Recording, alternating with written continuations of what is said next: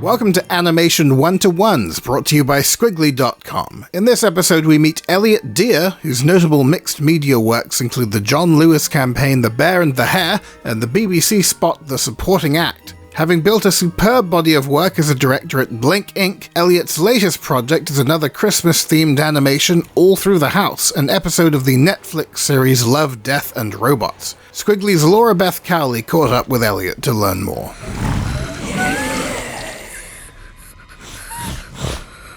Could you tell me a little bit about how you started in animation? So I've been making films generally since I was about 12. A friend of mine, a childhood friend of mine, had a video camera. His dad had a camcorder. We used to shoot science fiction films, comedy science fiction films, and divvy up the different tasks. So I was in it. So I was one of the stars. I also did wardrobe and special effects, which of course were practical at the time, cardboard spaceships and such. And then we did that when everyone else was kind of being cool and playing sports and stuff. That's what we did. So we would write and prepare for the filming all year, and then when it was half term or Easter or summer holidays, that would be what we did. And we'd just shoot it all in one go in kind of in a week or something, and get it done. And then we'd edit it from tape to tape and all the rest of it. It was a lot of fun, but pretty rough around the edges. I think, there was some kind of animation in there, a little bit. That's certainly where I got the bug for general kind of filmmaking and practical things and making models and painting stuff and getting into Dad's shed and using his tools and seeing what we could do. Also, my parents had saved up for a PC when I was sort of 15. I remember everyone else had one, and I didn't, and they got me one, which was really great. I remember being so pleased with it. I burst into tears. It was quite low spec, but it would, it could run. It was Corel Draw at the time I had on it. Well, not even Photoshop, and a very early version of Flash, which is now Animate. Essentially, it's part of the Adobe suite, but I think Flash 5. That will give away my age, I did a lot of stuff in that kind of. Bearing in mind there was no YouTube, there was no learning online, no tutorials. It's just kind of pressing buttons until it does the thing you want it to do, and you find that it takes you 50 times as long because you don't know the shortcuts and things. But again, it was just really fun. It was just moving things around in Flash and recording rubbish audio and making things move to it, and that was part of it as well. So there was the physical kind of practical model making side coming from making films with my friends, and then that 2D stuff, scratching the surface of that on my PC, my beige PC, the CRT monitor. This is the thing, people kind of don't realize how lucky they are having all the equipment, laptops and things. It's just, I had a monitor that was about that deep. Yeah. It's crazy, and it was beige, and it took kind of 5 seconds to actually make the stroke in Photoshop. You make the line, and then okay, there it is. You do it again. But it was a real luxury. I still loved it a bit. So, and then I did film studies when I got to college, and what else did I do? Graphics and art and stuff. And I would always try and incorporate filmmaking things into that. And then, eventually, I actually wanted to go into special effects and like animatronics. Okay. That's what I would have loved, all that Stan Winston stuff. I was going to be a model maker. That was my plan. And I couldn't find a course that would do it. So I went for illustration because it's just such a broad base. It's such a really good foundation for any visual pursuit, really, I think, in terms of color and tone and composition, storytelling. All that stuff's in there. Life drawing, not that I was any good at it or enjoyed it, but in fact, because we just moved house, I was going through boxes and I found a box file because I kept everything, all my grades and stuff, and I dismally failed my life drawing module it turns out, but it's fine. I always just own up and say I can't draw people very well. Yeah. So anyway, I did illustration at university, and I was always drawn to moving image. I always wanted to add music to things. I always wanted to be more dimension to it, to tell a bit more of a story. And I shouldn't say more of a story. Of course, illustration, it's another format. Animation is not better, but it was just because of the way my brain works and the types of things I was into. That's the kind of thing that I was drawn towards. So and it kind of went from there. And I ended up teaching myself After Effects again. We're still pre-YouTube, or there may have been eBound's world where there's a few memes kind of going up, but there weren't people out there teaching you how to do stuff, how to use After Effects, and I learned that by myself. Again, very long-winded ways of doing things. Didn't even discover that there was an ease in and ease out option, in order to smooth things. So if I wanted something to kind of come to a soft stop, I was doing it by eye with keyframes.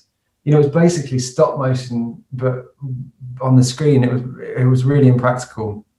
But I learned loads, and by the time I left university, I was good enough. And someone came to the exhibition, the degree show, and saw some bits of animation work that I'd done, and I got a job as a junior compositor. Arthur Cox, I don't know if you know Arthur Cox. Yeah. They're in Bristol, so you probably do. Yeah, I don't think they exist anymore, unfortunately. They probably don't. I know that Sarah works with Aardman now. She's working with a couple of friends of mine at the moment, actually, Parabella, who are stop motion directors. I don't know. I'm sure you know those guys, Mikey and Dan. But yes, she was running that studio with Sally, and that was great. I was an assistant compositor there. The fastest learning I've ever done, certainly technically, is on jobs. University is fantastic. You get to build your skill set. You have loads of time, but there's nothing like learning on a job, because it has to get done, and there's it's people's reputation, work on the line, and you really have to get it done. So I learned from some really good senior compositors on that job. And I just kind of got into the studio and learned how that all works as well, which was really valuable for me. And then there was another point where someone said, "Oh, one of the lead animators, the Flash animators, isn't able to do it anymore. Can you do that?" And I was like, "Yeah, sure." And I couldn't, but I had to learn it really quickly. And I always tell people, students and things, or anyone that asks me, like, just, if you can kind of get there, say you can do it, and you'll just have to learn it really quickly. Really puts the pressure on. Because I think at university, you have luxurious amounts of time. We used to have 3 weeks to draw a double-page spread. And now, we're turning out films in that time. And my friends who are illustrators, that you get a day or two to do that stuff. So there's nothing like getting in the studio and working for someone else. That'll teach you really, really quick. Proper trial by fire. Absolutely. I should have just said trial by fire. I wouldn't have had to talk so much. But and then it went from there. I was a compositor, and working After Effects for years, and then I was doing. Where do you want me to stop with this story, by the way? Because I will just go. Whenever you feel you've run a course. Or I was doing commercial work. I was working in studios as an After Effects compositor, and then by night I was doing and on the weekends I was directing music videos, and I do them for like £100, and they'd be live action with animation or just animated, and it was essentially an excuse to try out new processes and I've got a new Wacom tablet, I'll do a music video and get used to it. And any ideas that I had, I would try and get them into something. And £100 nothing really, but it was more about the experience, and that's what I did with my evenings a lot. I didn't get much sleep back then, but what it meant was that by the time I was 24, 25, I was starting to get my work seen by people, directorial stuff, not compositing work, but as a director. And, you know, I was showing people my reels or getting it up on the internet. YouTube was now a thing by this point. I'm pleased to say. And it kind of went from there, really. And I ended up in London. Just, you know, a friend said there's a job that needs doing in an ad agency. And then someone else saw my show reel, and there it went. And Blink spotted it eventually and turned me into the director I am today. There is a side story to that, to getting into directing, which is I didn't really know what I wanted to do. And I never really thought I'd be an animation director. I was lucky enough to get onto the set of Fantastic Mr. Fox when I was 24. I had a mate whose brother worked worked the computers basically and all the software that captured the footage. So I was allowed to work as an intern for 2 weeks, and I managed to blag an extra week on the end. And it was amazing. And my idea was that I was going to go in. Firstly, I was going to take my portfolio in and show it around. But I was also going to try and get an idea of what it is that I wanted to do. Do I want to be a model maker? Do I want to be a painter? Am I going to paint the backgrounds? You know, what is it that maybe I should focus on being an animator? What do I want to do? What grabs me?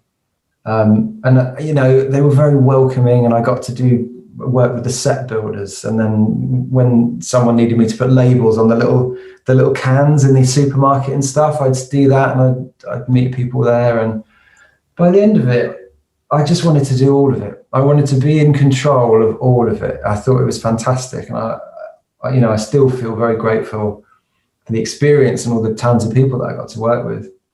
But I just wanted to oversee all of it, because I'm a bit of a control freak. I like that. I'm an animation director. You can control everything. It's not even like being a live action director where there's like happy accidents. There's none of those in animation. I control it. But that's why I liked everything. And I thought, okay, this is what I'm going to do. I'm going to direct stuff. I want to be responsible for creating worlds like this. So that was another part of that decision, I guess. Yeah, exactly. Put me on my course, my trajectory. That's great. That will come on to a question I have a bit later. Okay. So you've obviously forged quite a reputation for your use of like innovative techniques with different kinds of production and performance to tell, you know, phenomenal stories. But can you tell me what draws you to this mixed media approach on your work, and what do you feel it brings to the audience, both emotionally and visually? It's funny. It's an interesting conversation to have, and it's the kind of thing when I'm wandering around the house, I actually ask myself the same question, because I think, why am I doing? Is it selfish? Is it just because I want to do it? It's a few things, really. I was looking at some comments on Instagram that somebody left on one of the Love, Death and Robots bits that come up. It was a few still images. And it's the same question that you get a lot of the time, which is, well, why bother? Why bother doing it in stop motion when you can achieve the same quality in CG? So that was one of sort of 500 comments on it. But most of the other comments were, wow, it was stop motion. Mm. And I don't know what value that has exactly, but it seems to strike a chord with people. And I'm, to answer the question properly, really, why do I like it? It's tangible. And you'll hear a lot of people say this. Ask anyone that works in stop motion, you'll end up with the same answer. So I'm not going to say anything more interesting than that. But it's got story. I like objects with stories, and people have had their hands on it. And I don't want to say there's imperfection, because some of the artists that we work with make their work perfect, but it's got a life beyond the screen. And when it's not on camera anymore, it's still there. I think that's really nice. There are artifacts of the film. And there's imperfection and human error. And again, that's not a diss on anyone that works in stop motion. It's a great thing. It's something that makes it slightly easier for me, certainly, to connect with stuff. I like practical effects. I like knowing that there were people behind the scenes with their hands on stuff. And then also there's another answer, which is it's what I know. whilst I did do animation on the computer, like I said at the beginning, I was painting things. I was in the shed. I was making things out of cardboard. It would be a complete jump for me to change. There's software, Photoshop. You can do a digital painting with digital brushes that look fantastic. You say to an oil painter, why would you bother? They like the feel of the medium. You understand it and how it moves and how it works, and that's part of it. But also I like being in that environment. And this is a third answer, which is that's where I like to be. I've done CG jobs, I've done full 2D jobs, and I'm always impressed with the artists involved, and I'm always fascinated with how it works. But I love being in a studio. My dad's a carpenter, or he was, he's just retired. And so I'm used to there being a shed and wood and things being made all the time. And I would go to work with him when I was a teenager.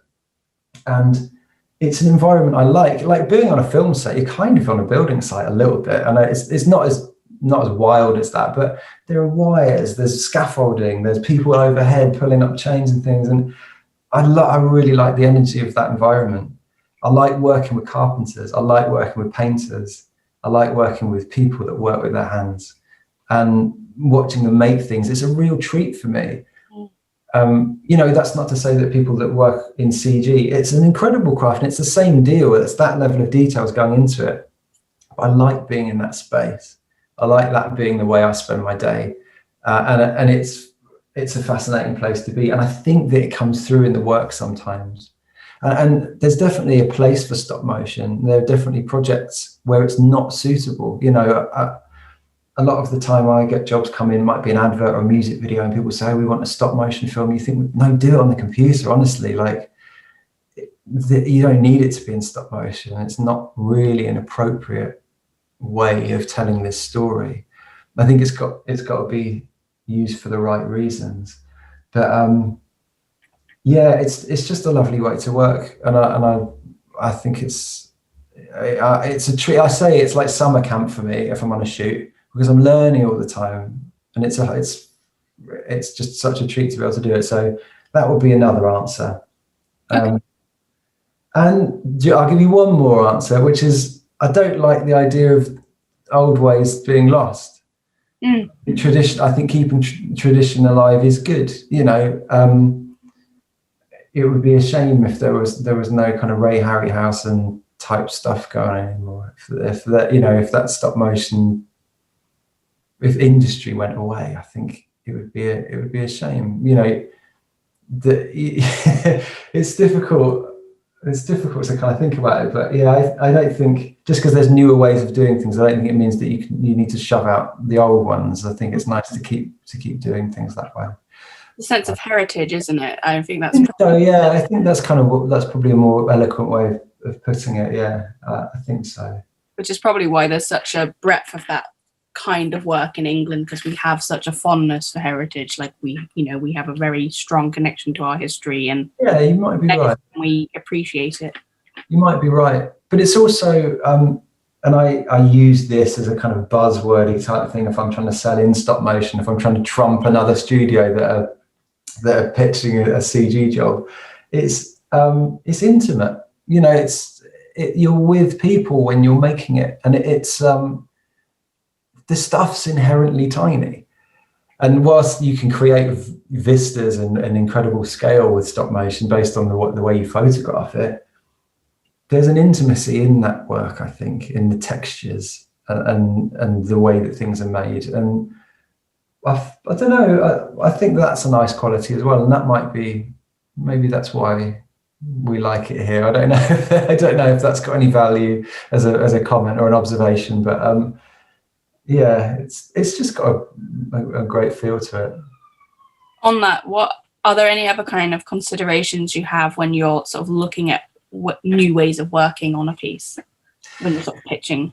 Well, I mean, you will have noticed that you've already kind of identified I'm not a purist, so that you'll get that a lot, and that's when you talk about heritage and wanting to, that being the reason for pursuing stop motion, for example. You will get people that believe that things should only be done in that way, and there shouldn't be a lot of technology used. When we were on Fantastic Mr. Fox, when I was a runner and an intern in the studio, that was one of the things I found really interesting. There was a guy, an animator, Dan Gill, who actually ended up being one of our leads on the Love, Death and Robots project. He's fantastic. He's worked at Leica and all over the place. Anomalisa he was on. But I met him when we were 24, and his job was to, at the time as an assistant, was to come up with practical in-camera ways of showing, the characters being electrocuted when they go over a fence. These are things you could do in After Effects or in CG really easily. But Wes Anderson wanted solutions that happened in camera. I guess he wanted that kind of 1970s stop motion feel to it. Hence, you get smoke and clouds and things, explosions done with cotton wool. Fantastic. It looks great. It looks tangible. It looks like stop motion. What's interesting is that the reason for that to be a thing, like cellophane, like the cling film water and all of these solutions, when they were done first, it would have been because that's the only way you could do it. Mm-hmm. If you'd have given Ray Harryhausen a computer, he probably would have been like amazing, like and done some stuff. Although actually, he did actually love stop motion. That might not be a great example, but a lot of people working in practical effects would have loved the option to make something that looked more realistic. But practical element effects in camera, that's just the only way that people could do it. So when people do that now, it's because they like the aesthetic. It's because it harks back to a time gone by, and there's some romance in that. There's nostalgia in that, and all because it looks charming. That's another part of it. It's lovely. It's not flashy. It's quite a humble way to do things. I think that's the reason for using stop motion a lot of the time. But so to try and come back around to your actual question, I'm not a purist. There are elements of stop motion that I really appreciate, like what we've talked about, the tangibility, the being on set, working with animators who work with their hands. I think that there's a lot of stuff that comes through in the footage, in the film, that whether you know about filmmaking or animation or not, you appreciate as a viewer. There's just a quality to the footage which is hard to emulate. But I don't feel like it has to be used all the time in my work. I don't. People can and should do whatever they like. So I'm not slating any processes or anyone's methods. But if there's a bit of fire that needs to be done, or some mist or some breath because it's cold, I'm more than happy to do that in CG. The monster in this Love, Death and Robots film has got all this drool that comes out. No way we'd have had to triple the length of the shoot in order to do it with, hot glue and whatever the guys would have used to do it. But the team that we had in Norway did a storyline in Oslo, did an incredible job of making it look real, and they put it on twos and stuff where it was necessary. And I'm all for that. I think that's fantastic. It's an enhancement. Mm.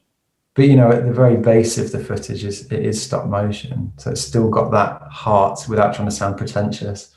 That's the foundation of the footage, but then it's augmented with other things that just make it more believable, that make for a better viewing experience of the type of work that I make. Again, it's not the best way of doing it; it's our way of doing it. And I think it's just trying to naturally find that balance. It's too digital. Mm. Where do I stop and just make it on the computer? Yeah. Where did the stop motion bit become pointless? where did I start wasting everyone's time? So it's just making sure that I don't end up asking myself that question. I think when you're doing so many projects, and it's not like, or any project, you're building a world, so it's about creating those rules and what rules you're going to apply to different things. Like are you going to use everything stop motion, or are you going to have elemental things that wouldn't be tangible in real life, but you want to visually show them? Are those going to be digital, or are they going to also be practical? And it's all rules. It's setting up rules, and as a particular director, it's, you know, your choice to decipher that line. I think there are absolutely rules to the way that I do things. I could maybe sit down and write a list of them, but I don't actually. I can't just reel them off now. And it changes. And it does change, and it depends what it is. You know, this film, All Through the House, for Love, Death and Robots, it's based in a house. So we don't need any digital set extensions. We don't need to be doing big digital matte paintings for the sky or a CG city on the horizon. But I would probably go there had there have been a big establishing shot that required there to be a city. So it's just, I don't know, the right tools for the job, I suppose. When you are sort of bringing in all of these various elements into a production, how does that affect your control, like you were saying at the beginning, your control as a director, when you don't necessarily have that specific skill set? You're aware of it, but how does that alter your control over a production? I just make sure that I learn about it as quickly as possible. Again, going back to what I said right at the beginning of our chat about learning on the job, and it's the fastest way to possibly learn. Mm-hmm. I'll ask a lot of questions, or I will watch a lot of stuff. I'll do a lot of research. And the other thing is I wouldn't ever waltz into a CG studio and be like, "Oh, what are you doing?" "Yes, I understand this." If I don't understand it, I will ask. Yeah. And try and have a bit of humility and say, "Can you explain that to me? And how does this work?" And more often than not, people are perfectly happy to kind of give me a bit of a brief on what's going on, and then it means that I do learn about it. But working in commercials where you do kind of short jobs, again, it's the same thing as I was saying at the beginning. I would take a music video so that I could try out a bit of kit or try out a technique. Same deal. We do a commercial and we go, all right, how about stop motion with CG faces? Because that would be really good. And then you work it out on that short job. And then it's another string to your bow. It's another facet to your set of skills. And you get control back when you keep learning. It's an obvious thing to say, but I don't feel like I lose control. If I don't have it, I'm just learning it. But it does mean that you have to work with a team that are willing to bear with you a little bit. It's a constant need for reskilling, I think, is a thing in film, but specifically animation, because there's just so many pipelines. Yeah, absolutely. And it is a tricky one with the CG stuff. It would get done. That's the thing. If I said I'm not going to learn anything about CG, just make it work, it would still get done, but probably not as well, because I wouldn't have the vocabulary to have those discussions. And the guys doing the CG would have a terrible time. It would be such a chore, to have to work with somebody who didn't know what they were talking about, I think. And you see that loads. People refuse to learn and they just go, "Oh," you get people who ask for an animation, in advertising. They say, "We want this advert," but then they don't want to know how animation works. And you go, "Well, it would really help if you did, because then when you ask these questions, you'll know why the answer is we need more time," or, like that can't be done. So I think it's important for that reason. You don't want people you're working with to be having a terrible time. So it's worth trying to learn as much as possible. So you speak that you've got that vocabulary. I always think it comes down to a bit of respect, really. It's absolutely, yeah, it absolutely does, I think. And you can't not respect the people that work in this industry, I don't think, because the skills. It's unbelievable, and also time, just the time. The time, yeah. But having the title director, it sort of it puts you at the top, or it feels like it does. I think some people feel like they're at the top of the pile, and whilst there is a lot of responsibility, you just can't do it on your own. I've tried for years. That's what I did all through my 20s, is made stuff on my own. And you just need other people if you want stuff to be that much better, that much bigger. It can't be done on your own, and you got to recognize that. And then it actually brings you back down to, that's terrible, isn't it? Back down. You know what I mean? Like, psychologically, it puts you on a level with the entire team. But it's a very, cultural thing of like where we've sort of ranked director.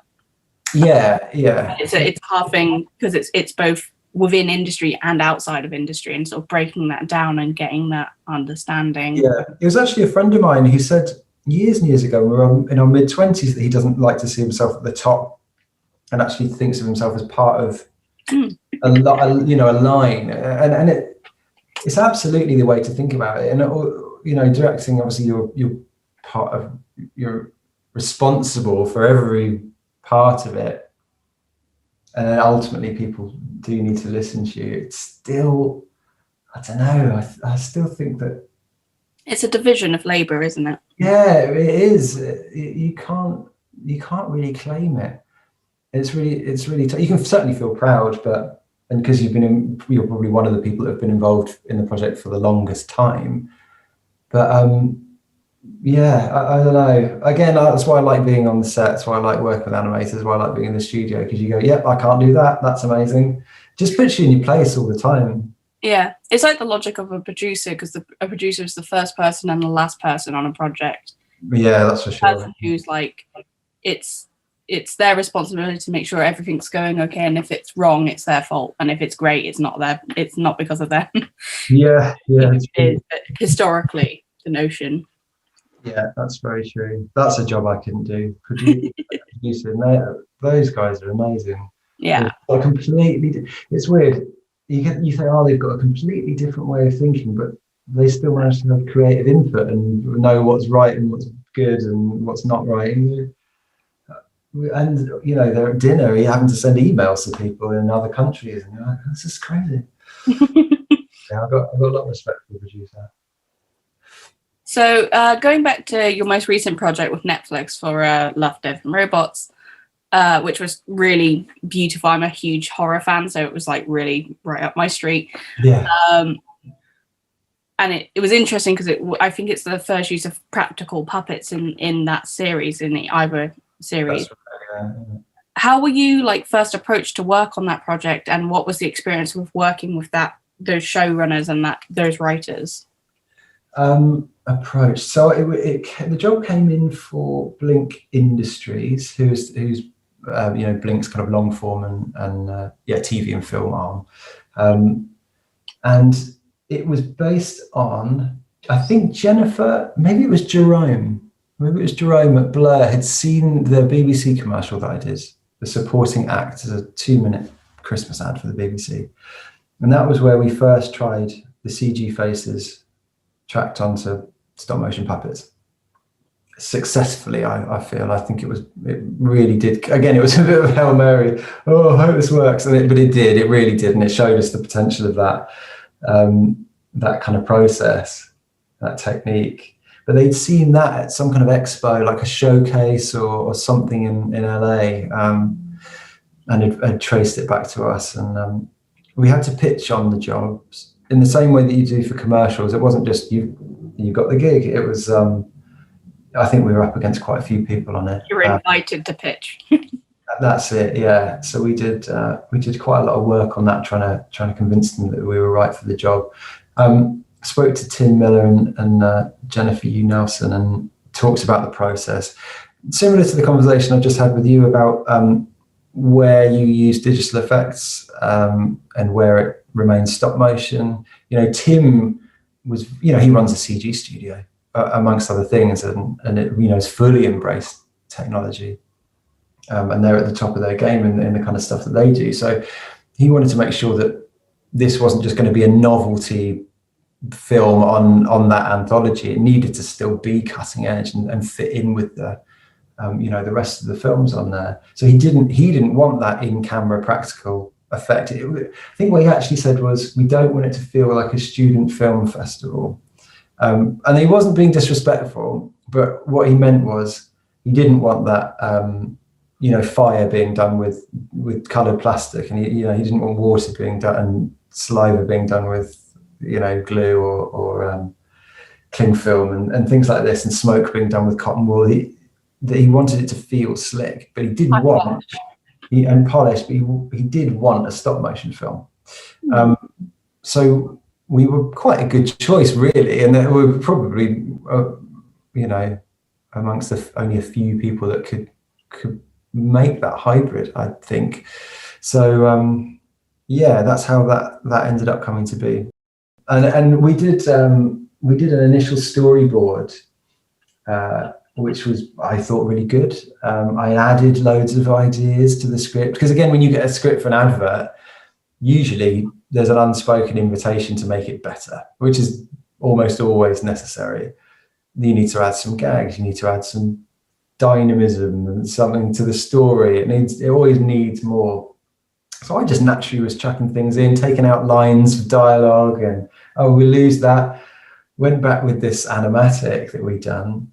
And firstly, they were alarmed about the quality of it. It was one of the best animatics that I'd had to work from before, but these are people that work in Hollywood.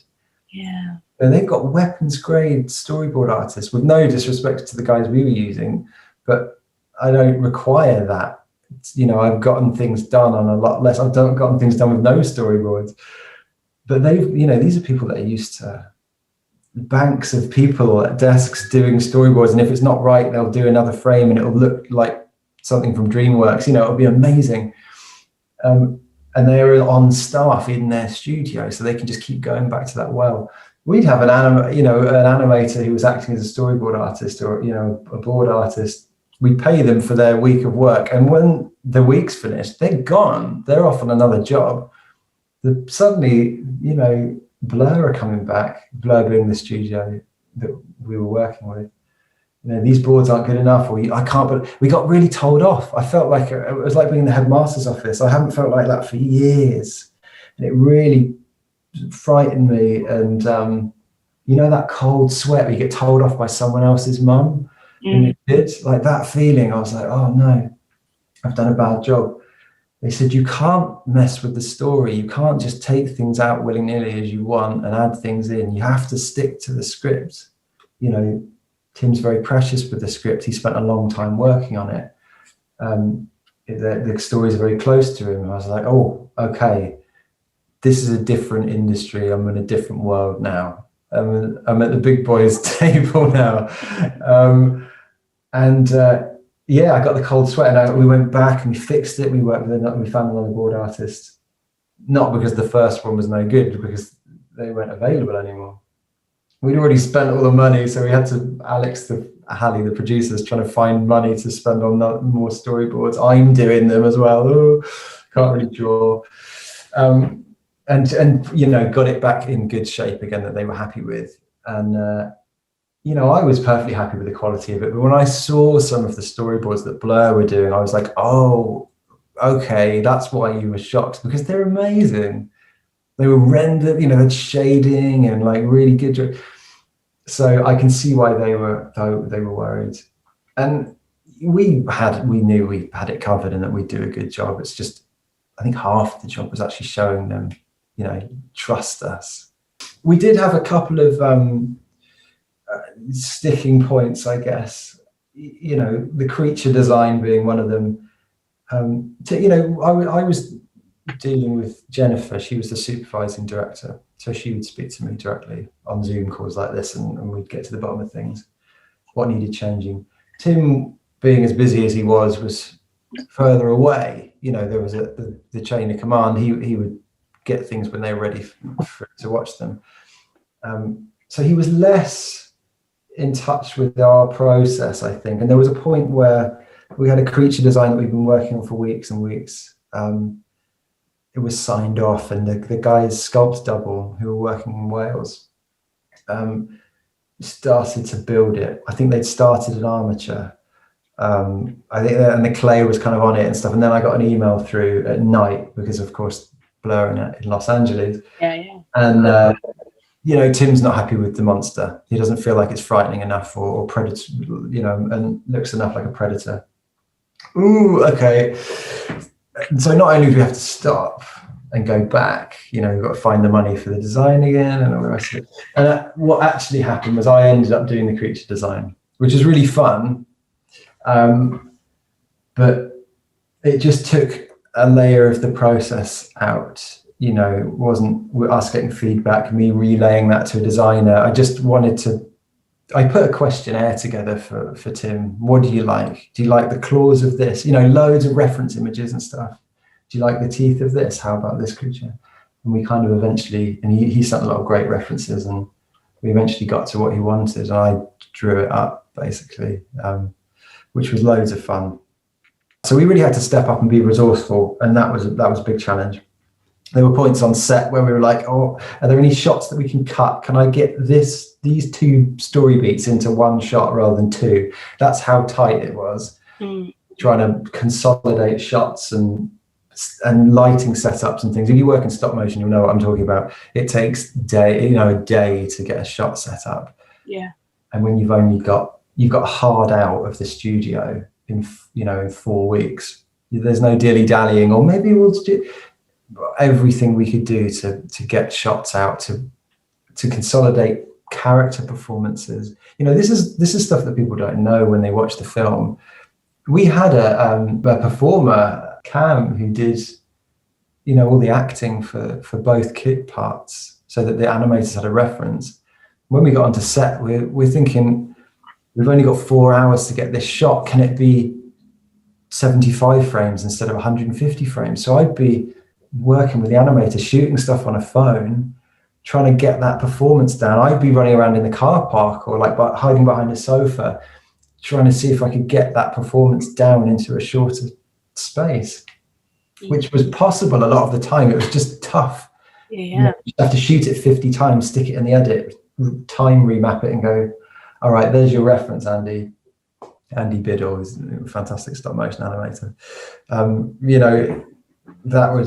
That would be how it was working. So we were putting out loads of fires on set. I think that's one of the nicer things with stop motion, is it really is a medium that calls for great problem solving. And if you have that kind of mind where you really enjoy problem solving, then stop motion is the medium for you. The brain work required is incredible. It's a moving puzzle. And it's quite intoxicating, actually, solving those problems. I think being on set, having a deadline, but you have, we had Toby Howell, who's an incredible director of photography. Max Holstead was doing, motion control and stuff. Dan Gill, Andy Biddle animating, and Alex Halley was the producer. When you got all those heads together and you're on the set, and of the model makers, we had Yossel and Sarah, and it's like, guys, can you make this? And we'll shoot it from here. It's just, it's really exhilarating. Whilst you could feel that maybe you're stressed. A lot of the time I'd be like, am I stressed or am I really excited? I can't work out. Somewhere, I'm going to choose to believe that it's excitement. But again, working with the people that you get to work with and that kind of collaboration and problem solving, when you nail it, when you solve it and then you get it signed off, you're like, that was probably better than if it had gone smoothly. I'm probably more happy now having had that challenge. It just gets your brain working. Like it's if nothing else, it's good exercise, good brain exercise, really. As you brought up earlier, the puppet faces are CG composited. Yes. What does that use of digitalized mouths on the real puppets offer you as a director and the production as a whole? Nuance. I think anyone who works in stop motion will know that puppets have their limits, and I think lots of people are good at embracing that. Depending on the design choices that you make, it doesn't matter. A lot of movements allowed to be bigger, more stylized or cartoony. It just so happens that aesthetically what I like is just shy of realistic, really. Or sort of certainly on the more realistic end of things, I think. Yeah. We had good reference footage. I was doing some facial expressions video stuff for the guys. The animators on set, the stop motion animators, had what they needed in terms of body language and performance. And they had the footage with expressions and things to let them know the intention of the shot that they were going to make. But obviously they didn't have any control over the faces except the eyes, which did have, you could get a pin in them and move them, which helped them with performance. Was that the same on this and the BBC project? BBC were completely locked masks, so the faces were blank and the eyes couldn't go anywhere. So on Love, Death and Robots, the animators had, they could get eye lines and work out some timing, and it helped them. But yeah, it just meant that afterwards I could absolutely fine tune those facial expressions, and it really was fine. And I get stuff back from the guys from Storyline in Oslo, and I'd take it into Photoshop. I'd take a screen grab of it, I'd put it in Photoshop and put it in Liquify, the way you can just move things around. And I'd just move eyelids up a nudge and, tiny little minuscule things with eyes mostly and eyebrows. And then they'd go and fix that in CG. And that's the stuff you don't see. You kind of watch it and you go, oh, that makes sense. But it really, such a layered process in order to get that believable and not weird, not uncanny. Yeah, and detail and nuance is the short answer. More control and detail. Yeah. You do have such a rich, diverse range of talents. You've worked with live action and CG and 2D and stop motion, and often combine them all, and also to such a high polish. Is there anything you're particularly excited about trying out next? No, that's a negative answer. No, I'm done.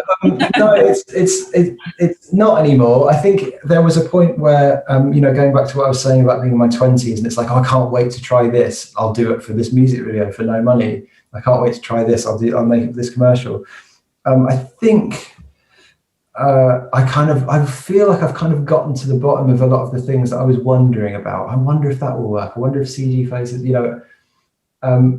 I imagine that there will be other things that come up eventually, but I'm not going to say, oh, I've completed animation now. I've gotten to the end of it. I've done the final boss. It's not that.